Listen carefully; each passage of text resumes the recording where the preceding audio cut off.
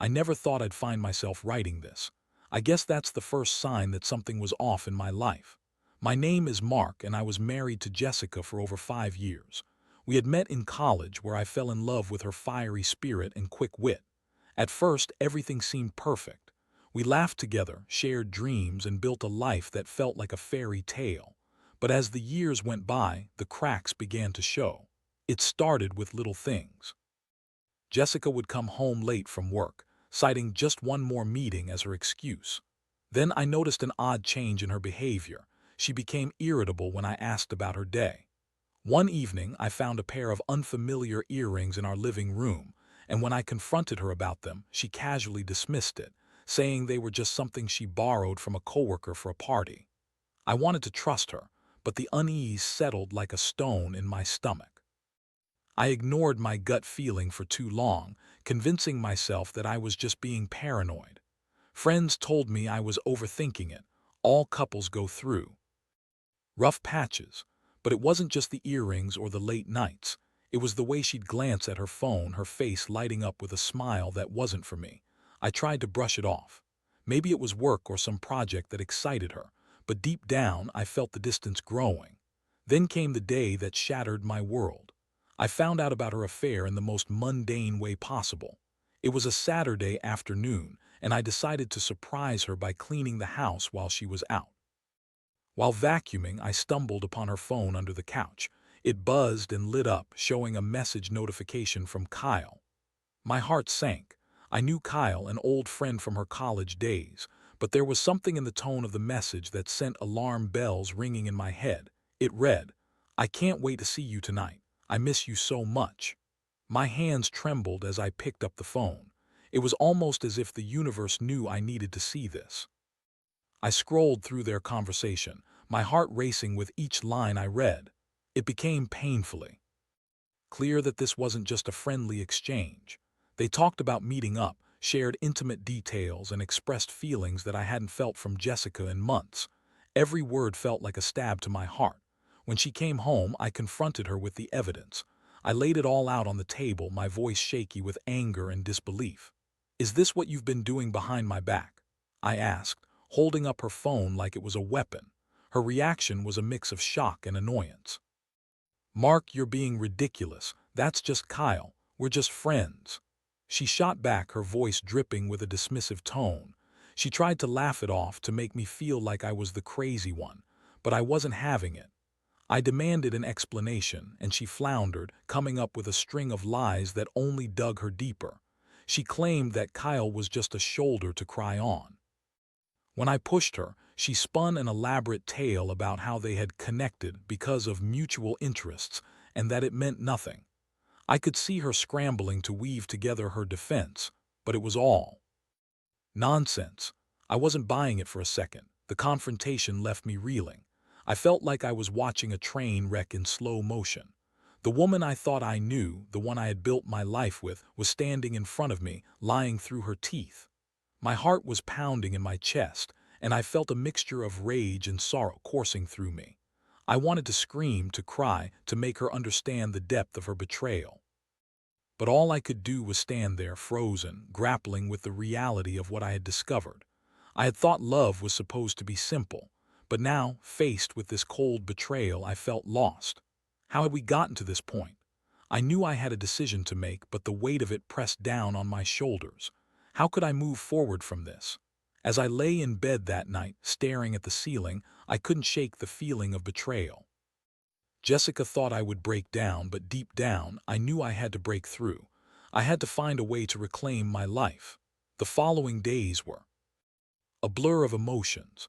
I was in a fog, going through the motions at work while my mind replayed that confrontation over and over. Every time I closed my eyes, I could see her face, the way she dismissed my pain as if it were an annoyance. I felt a deep, gnawing anger at not just her, but at myself for allowing this to happen. It felt like I had been blind to the signs, and now I was paying the price for my naivety. Jessica acted as if nothing had changed. She walked around the house with that same annoying cheer, her phone glued to her side. I could see her texting, and I felt my blood boil each time I caught a glimpse of her smile while looking at the screen. It was as if she thought the world would just carry on like normal after what had happened. I couldn't stand it. One evening, she suggested we go out for dinner, a way to reconnect. I was still grappling with the chaotic storm swirling inside me, so I agreed, hoping for a chance to confront her again. I needed answers, and the setting felt like a good opportunity to draw her out. Dinner was awkward. I could feel the tension hanging like a thick fog. Jessica chatted about her day, her voice light and carefree, but every laugh felt hollow. I watched her, trying to read her eyes for any hint of guilt, any flicker of remorse. Instead, I was met with a facade of normalcy. It made my insides churn. Finally, I couldn't take it anymore. I put down my fork and leaned in, locking eyes with her. Jessica, you can't keep pretending everything is fine. I know what's going on with Kyle. I saw the messages. Her demeanor shifted in an instant. The playful glimmer in her eye faded, replaced by frustration. Oh, come on, Mark. Can't you just let it go? It's not that big of a deal. Not that big of a deal. I almost shouted, drawing attention from the neighboring tables. You're cheating on me. How is that not a big deal? The anger I had been suppressing exploded out of me, and I didn't care who heard. She rolled her eyes, a gesture of such dismissal that it turned the knife in my chest. You're overreacting. We're just friends. She insisted again, her tone almost mocking in its casualness. I gritted my teeth, trying to remain calm. Friends don't say the things you said to him. Friends don't talk about missing one another. My voice was firm, but I felt the tremor of hurt creeping in again. She crossed her arms defensively. You just don't understand our friendship. You're making it all into something it's not. I took a deep breath, trying to steady my thoughts. Jessica, it's clear you've chosen to be with him emotionally. If you can't see that, then I don't know what else to say. The words hung heavy between us, and for a moment I thought I saw a flicker of realization cross her face, but she quickly masked it, turning cold again. You're being so dramatic, she snapped, pushing her chair back. I can't deal with this right now. She stormed out of the restaurant, leaving me sitting there with a mix of anger and confusion. I didn't follow her. I needed space to breathe, to think. I paid the bill and sat for a moment, staring at the half-eaten meal in front of me. It was all so surreal. The woman I had loved, the woman I had trusted, was slipping away from me before my very eyes. That night I returned home to a house that suddenly felt foreign. I thought about the life we had together, the laughter, the love, the shared memories. All of it felt tainted now, overshadowed by her betrayal. I began to realize that I had to make a choice. This couldn't go on. I could either let her continue to play me for a fool, or I could take control of my own life again. The next day I started planning. I had to gather more information, proof that I could use if I needed to confront her again. I needed to know how deep this rabbit hole went, and I wouldn't give in to despair. Instead, I would rise above this chaos. I began to observe Jessica more closely. I became a silent investigator in my own home, watching her movements. I took note of when she received texts, when she seemed distracted, and when she left the house. I didn't want to corner her without being prepared. After a week of intense surveillance, I discovered another pattern. She often left for grocery runs at odd hours and took longer than necessary. I couldn't shake the feeling that it was all connected. I knew I had to follow her one evening to see if my suspicions were right. That night, when she told me she was heading out to pick up some things for dinner, I feigned ignorance and let her go. My heart pounded like a drum as I slipped into my car and followed her. I had to find out the truth. As I drove through our neighborhood, I felt a mixture of dread and determination. I couldn't turn back now. I needed to uncover what was happening, and I would confront her with the truth, no matter how painful it was. I had to break through the fog of deception and reclaim my life. Following Jessica that night was one of the most nerve-wracking experiences of my life. My heart raced as I kept a safe distance behind her car, her tail lights glowing like beacons in the dark. I felt a mix of resentment and fear swirling inside me. It was irrational, but every time she turned a corner, the anger bubbled up, whispering cruel thoughts about what she could be doing. I tailed her for about 20 minutes until she pulled into a parking lot I recognized, Mason's Bar and Grill, a place where we'd gone for casual drinks before. My stomach twisted in knots. I parked a little ways down the street, hoping she wouldn't notice me. I could feel the adrenaline coursing through my veins as I watched her get out of the car. Jessica looked beautiful, as always. She wore a fitted dress that accentuated her figure, her hair cascading down her shoulders. It made my heart ache, seeing the woman I loved looking so vibrant, yet knowing the reality of why she was there. I watched as she walked toward the entrance, glancing back only once, a smile flashing across her face as she entered. I took a deep breath, trying to steady myself. The cool night air felt refreshing against my heated skin, but I was still on edge. I waited for what felt like hours, but it was probably only 20 minutes until I saw her again. This time, she was not alone. My breath caught in my throat as I recognized Kyle stepping out of the bar. His tall frame and broad shoulders unmistakable. They stood outside, talking and laughing, and my mind raced as I tried to understand what was happening. Was this just a friendly meeting? Did she really think I would believe that? I watched them interact, their body language telling me more than words ever could. Jessica leaned in closer to Kyle, her laughter ringing out like music in the night. It was a laugh I hadn't heard in months, one that had been missing from our home. In that moment, it became painfully clear. This was more than just friendship. It was a full-blown affair, and she was reveling in it. I felt a storm of emotions crash over me, anger, betrayal, and an overwhelming sense of sadness. I couldn't sit idly by and watch any longer. Gripping the steering wheel, I made the decision to confront them. I stepped out of my car, my mind racing as I walked toward them, the sound of my footsteps drowned out by the chatter of the bar patrons. When I got close enough, I called out, my voice shaking with a mix of fury and heartbreak. "Jessica!"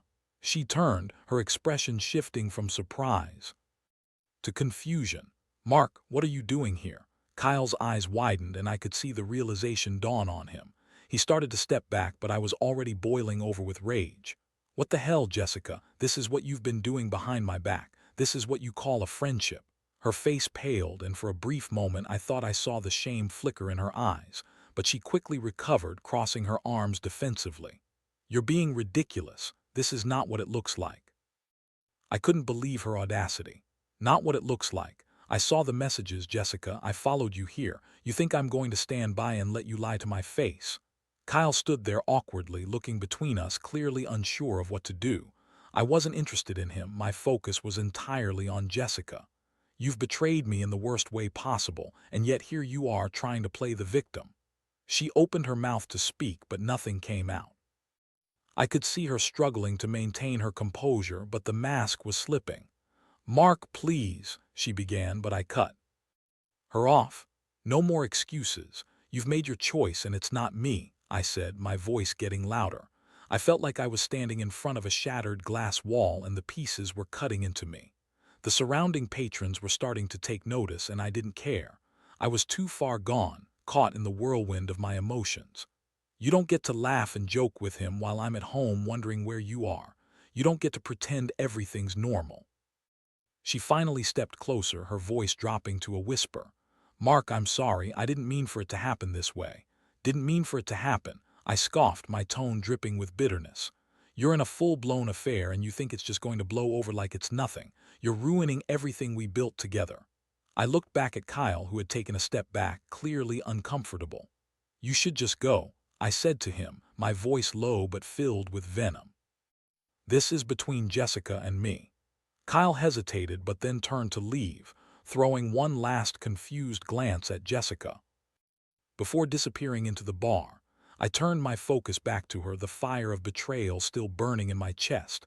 "What do you have to say for yourself?" I demanded, my heart racing. She looked down, shame washing over her face. "I don't know, Mark. I never meant to hurt you. We were just talking. I felt lost and Kyle was there for me." "Lost?" I echoed, my anger boiling over again. "You think cheating on your husband is a solution?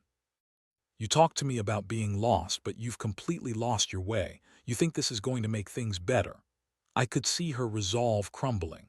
My heart ached as I watched her face shift from defiance to regret.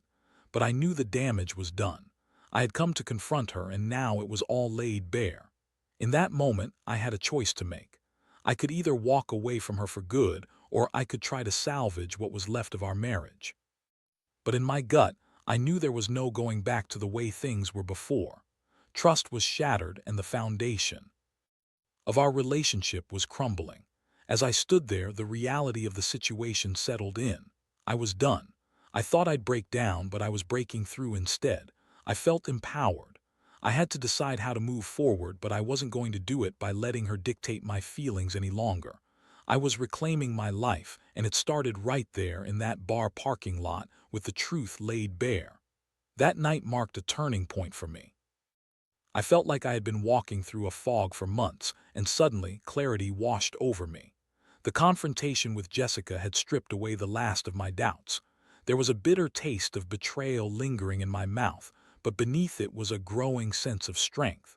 I had finally stood up for myself, and in doing so, I began to reclaim my dignity.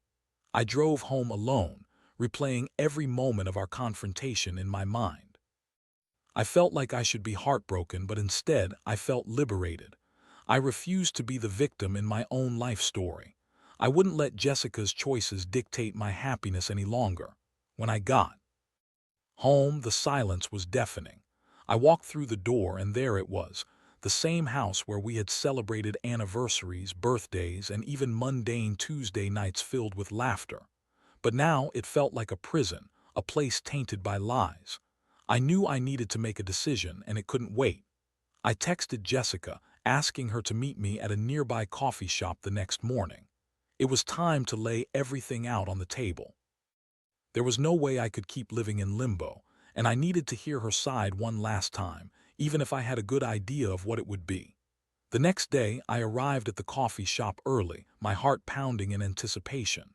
I sat at a small table, staring into my cup, watching the steam rise and disappear.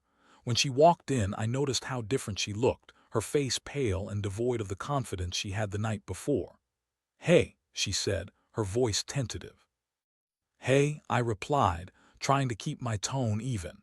We exchanged pleasantries, but there was an awkwardness in the air as we waited for our orders. It felt like we were both walking on eggshells. Finally, after a few moments of silence, I decided to break the ice. "I need to know where we stand, Jessica," I said, looking her squarely in the eyes. "This isn't just about the affair anymore, it's about trust, respect, and our future if there's even one left." She nodded slowly, her eyes glistening with unshed tears. "I know I messed up, Mark. I've been a terrible wife. I never wanted it to get to this point. I thought I could manage everything, but I got lost along the way." "Lost?" I echoed, my voice tinged with sarcasm. "You think that's a valid excuse for what you did? I've been here trying to communicate, to connect. You chose to shut me out and run to Kyle instead." "I know," she said, her voice cracking. "I was just so unhappy for so long, and I thought talking to him could fill that void. I never meant to hurt you." "But you did," I interjected, my frustration bubbling to the surface again. "You hurt me deeply. You shattered our trust, and that's something that can't just be brushed aside. You don't get to just say you're sorry and expect everything to go back to normal." Tears streamed down her face as she realized the weight of her actions. "I know I have to earn your trust back, but I don't even know where to start," she said, her voice barely above a whisper. "I love you, Mark, I do. I got caught up in my own mess." Her words struck me. Part of me wanted to believe her, to find some glimmer of hope in this situation. I had loved her fiercely, and those feelings didn't just disappear overnight. But the betrayal was fresh, and I had to protect myself from further pain. "I can't keep doing this," I said firmly, my heart heavy. "I need time to think about what I want. Right now, I can't even look at you without feeling sick. I don't know if I can forgive you, and I don't want to string you along if I can't." She nodded, the realization that she had pushed me to this point settling heavily on her shoulders.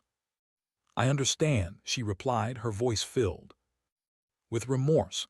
"I deserve this. I've been selfish, and I've taken you for granted. If you need space, I'll give it to you." I took a deep breath, searching for the right words. "I think it's best if we take some time apart. I need to figure out what I want moving forward. I can't promise you anything, but I do need to prioritize my own healing first." The silence that followed felt unbearable. I could see the pain etched on her face, but I knew it was necessary for both of us.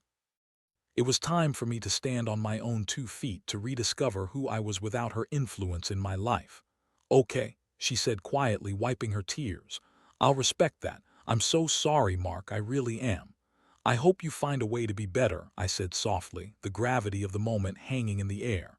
"I just can't be part of this right now." As we parted ways, I felt a mix of sadness and relief. I had made the decision to take control of my life, but it didn't lessen the pain of losing what we had. That day marked the beginning of my journey toward healing. I knew I had to rediscover myself, to explore who I was outside of my identity as Jessica's husband. I spent a lot of time reflecting on my feelings, weighing the options ahead of me. The anger started to fade, replaced by a determination to become stronger.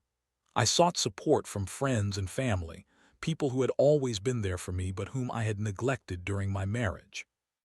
I immersed myself in activities I used to love, hiking, reading, and even cooking again. Each day brought a new challenge, but I was learning to embrace the solitude.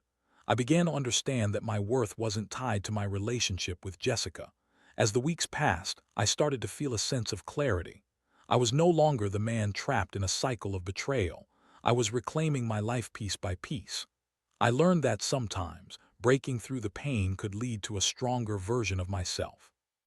This process wasn't going to be easy, but I was ready to face whatever came next. I was determined to either rebuild my life independently or, perhaps, consider whether there was any possibility of reconciliation in the future. I knew I had a long way to go, but I was prepared for the journey ahead. The next few weeks were a strange mix of turmoil and growth. I found myself navigating the emotional aftermath of Jessica's betrayal, and while it was painful, I also felt a newfound sense of freedom. I had taken the first step toward reclaiming my life, and I was determined to keep moving forward. I focused on my work, pouring myself into projects that I had previously neglected. My coworkers noticed the change. I was more engaged, more productive. I even received praise from my boss, who remarked on my renewed energy and focus. It felt good to be recognized for my efforts, and I began to realize how much I had put aside while trying to keep my marriage afloat. Still, there were moments when the weight of the situation would crash down on me like a tidal wave. Late-night thoughts would often drift back to Jessica, and I'd grapple with the memories of our happier times. I missed the intimacy, the small gestures of affection that had once brought me so much joy. But I also reminded myself that those moments were overshadowed by her betrayal. One evening, I found myself sitting in my living room, idly scrolling through social media when I stumbled upon a picture of Jessica. She was out with friends, a big smile plastered on her face, completely unaware of the turmoil she had caused in my life. I felt a swell of conflicting emotions, anger, nostalgia, and a deep sadness. I suddenly had a craving to reach out to ask her how she was doing, but I quickly pushed that thought aside. I had decided to take this time apart seriously, and reaching out would only muddy the waters. Instead, I grabbed my phone and texted my friend Dave. He had been my anchor throughout this storm, always willing to lend an ear or offer a distraction. "Hey man, wanna go grab a drink?" I typed, needing to escape my own thoughts. "Absolutely. Let's meet at the usual place," he replied almost instantly. The bar was lively when I arrived. The chatter of patrons and clinking glasses created a familiar atmosphere that felt comforting. I spotted Dave at our usual corner booth, and as I approached, a smile broke across his face. "Good to see you, buddy," he said, pulling me in for a quick hug. "How are you holding up?" I shrugged, letting out a sigh. "It's a work in progress. Some days are better than others." We settled into our conversation, and I started to open up about my feelings of confusion and loss. "I keep thinking about Jessica, but I know I need to keep my distance." "Of course you do," Dave replied, nodding. "But it's normal to feel that way. You were with her for a long time. It's going to take time to process all of this." "I know," I said, taking a sip of my drink. "I just never expected to find myself here. I thought we were solid. I thought we were happy." "Sometimes people change, Mark," he said gently. "You can't control how she feels or what she does. You can only control how you respond to it." His words lingered with me, and I reflected on them throughout the night. Dave was right. I had to focus on my own journey and not let my feelings for Jessica dictate my future. As the weeks turned into months, I began to feel a sense of empowerment. I started going to the gym regularly, working out my frustration and channeling my energy into something positive. I joined a local hiking group, eager to explore the beautiful trails around the area. Nature became a sanctuary for me, a place to breathe and reflect on my journey. One Saturday morning, while hiking with the group, I found myself standing on a ridge overlooking a stunning valley. The view was breathtaking. The vast expanse of nature stretched endlessly before me, and I felt a sense of peace wash over me. It was as if the mountains were whispering encouragement, reminding me that I was capable of moving forward. I snapped a picture and sent it to Dave with the caption, "Finding my way back." When he replied with an enthusiastic thumbs-up emoji, I felt a sense of camaraderie that reminded me I wasn't alone in this journey. I had friends who cared for me, who wanted to see me thrive. But even in this newfound clarity, there were lingering questions about Jessica. I found myself wondering how she was coping without me. Part of me felt guilty for feeling that way, but I reminded myself that she had made her choices. She had to face the consequences of her actions just as I was facing mine. Weeks later, I received a message from her. It was unexpected and felt like a jolt to the gut. "Hey, can we talk? I miss you." I stared at the screen, my heart racing. A part of me wanted to respond, to hear what she had to say, but I took a breath and paused. This wasn't just about her feelings, it was about mine too. How was I supposed to respond? After a long moment of contemplation, I typed back, "I think we need to keep our distance for now. I'm still processing everything." Her response came a few minutes later, filled with sadness. "I understand. I just wanted to reach out. I'm sorry for everything." I felt a mix of emotions at her apology, but I stayed resolute. It was too soon, and I couldn't allow myself to slip back into the same patterns. As time went on, I found that my healing was not linear. Some days felt heavy with memories, while others were filled with optimism for the future. I began to explore new passions. I started writing again, channeling my experiences into poetry that helped me articulate my feelings. It was cathartic, and it allowed me to process the complexity of my emotions. I also began to entertain the idea of dating again. A few friends had encouraged me to try online dating, and while it felt daunting, I knew I wasn't ready to rush into anything serious. I created a profile, cautiously dipping my toes into the dating pool. Every date was an opportunity for growth, not necessarily for finding love again, but for learning about myself. I met some genuinely interesting people, and it opened my eyes to the possibilities that existed beyond my previous relationship. Through all this, I learned invaluable lessons about resilience, self-worth, and the importance of setting boundaries. I realized that breaking through the pain didn't mean forgetting Jessica. It meant allowing myself to heal, to rediscover who I was apart from her. As the months passed, I started to feel a sense of excitement about the future. I was no longer defined by my past. I was ready to embrace whatever lay ahead, whether that meant finding love again or simply continuing to grow as an individual. I had learned to reclaim my life, and with each passing day, I felt stronger than ever. I was ready to face anything, armed with the knowledge that I had survived the storm and emerged on the other side. Life had a way of surprising us, and I was ready to see where it would take me next. As the months rolled on, I settled into a routine that felt both foreign and liberating.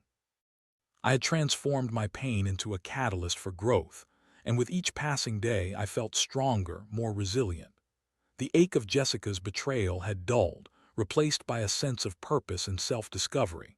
I continued to explore new hobbies, and I found solace in writing, unleashing my thoughts onto the page in a way that felt both therapeutic and enlightening. I wrote about love, loss, and the journey of reclaiming my identity. The act of documenting my feelings helped me process everything, my anger, my sadness, and even the moments of joy that began to seep back into my life.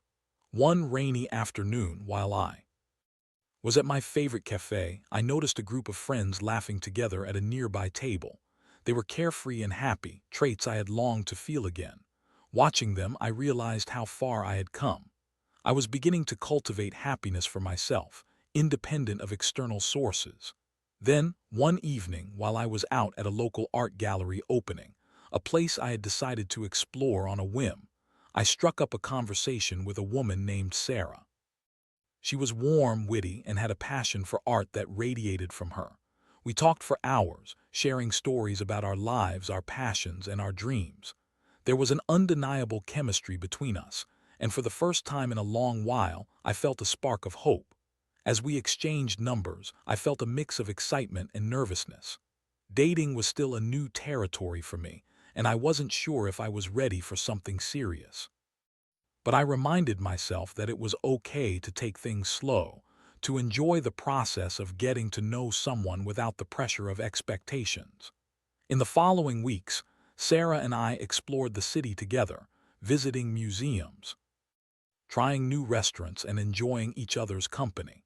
With her, I felt a sense of ease that I hadn't felt in years. She was kind, understanding, and genuinely interested in my thoughts and feelings. Our conversations flowed effortlessly, and I found myself opening up to her in ways I hadn't anticipated. As the connection deepened, I began to reflect on my relationship with Jessica. I realized that while the pain of betrayal would always be a part of my story, it no longer defined me. I had learned valuable lessons about trust, vulnerability, and the importance of communication. I had taken the necessary steps to prioritize my well-being, and now I was ready to embrace a new chapter.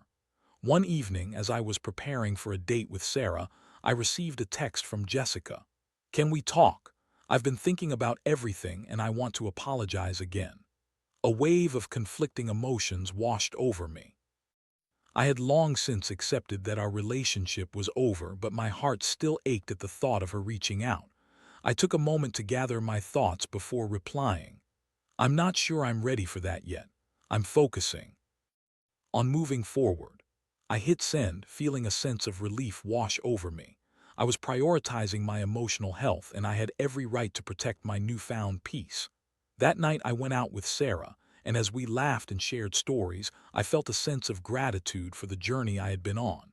I had come so far from the man who had been blindsided by betrayal. I was learning to love again, not just romantically, but also the love I had for myself. As I sat across from Sarah, watching her smile light up the dimly lit restaurant, I realized that I was no longer haunted by the ghosts of my past. I was ready to build new memories, to create a future filled with possibilities rather than pain. The road ahead wouldn't be without its challenges, but I was ready to face them. I had learned the importance of setting boundaries, of standing up for myself, and of never settling for less than I deserved. As we walked out into the cool night air, I felt a sense of hope blossoming within me. I had broken through the darkness that had once enveloped my life, and I was ready to embrace whatever lay ahead. I was not defined by my past, but rather empowered by it.